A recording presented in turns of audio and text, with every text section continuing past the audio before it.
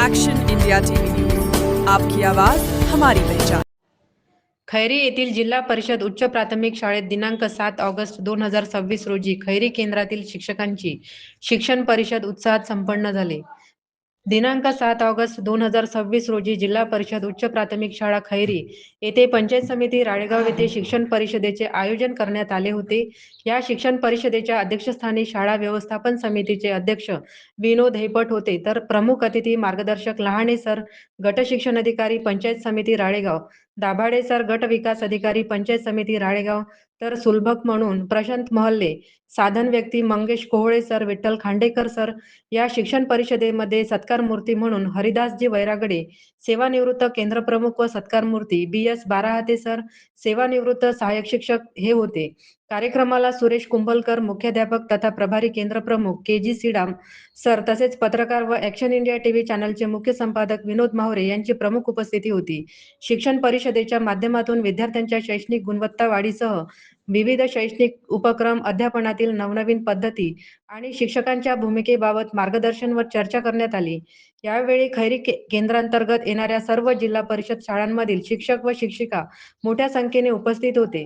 शिक्षण क्षेत्रातील विविध विषयांवर चर्चा करत ही परिषद उत्साहपूर्ण वातावरणात पार पडली।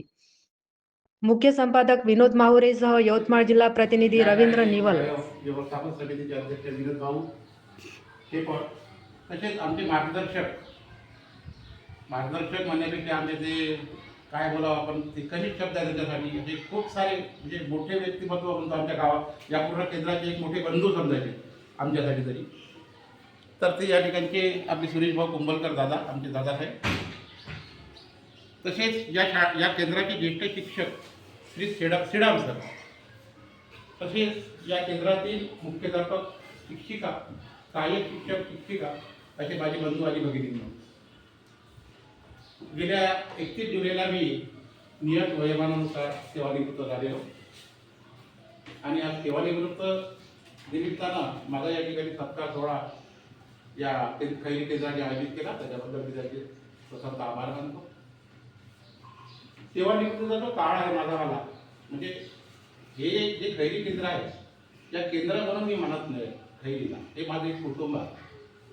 या कुटुंबामध्ये म्हणजे या खैरी केंद्राच्या हे कुटुंब मानतो का, या माझ्या कुटुंबात बरेच लोक या ठिकाणी माझ्यासमोर आले, निघून गेले, कोणी देवाघरी गेले, कोणी बदलून गेले, पुन्हा नवीन आले, असे बराच काही मोठा मी माझ्या डोळ्याला हा 30 वर्षाचा काळ या केंद्रात मी घालवलेला आहे। मी स्वतः डोळ्याला बघितलेला आहे काळ।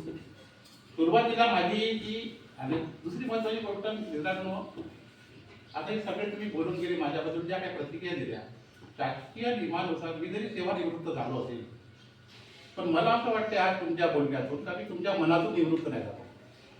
आजही तुमच्या मनात मी प्रत्यक्षात तुमच्या बोलण्यातून अनुभव घेतलेला आहे। तर गेल्या मी 30 वर्षाच्या काळामध्ये सुरुवातीला मी हॉस्पिटलला गेलो, आता तिथं सांगितलं